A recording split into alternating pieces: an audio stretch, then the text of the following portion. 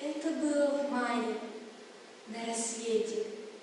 Настал у стен листа копой. Девочку немецкую заметил наш солдат на пыльной мостовой.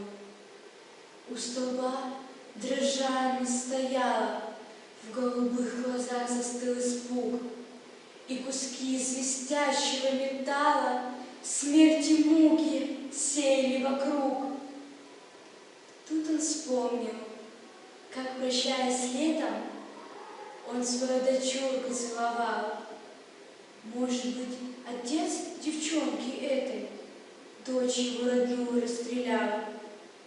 Но тогда в Берлине под обстрелом полз боец, и телом заслоня девочку в коротком платье белом осторожно вывез из огня.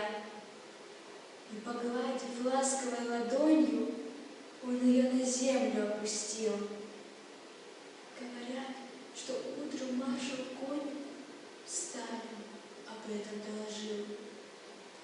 Скольким детям возвратили детство, подарили радость и весну рядовые армии советской, люди, победившие войну. И в Берлине в праздничную дату был воздвигнут, чтоб стоять века, памятник советскому солдату с девочкой, спасенной на руках.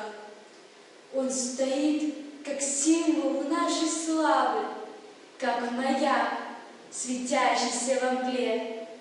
Это он, солдат моей державы, охраняет мир на всей земле.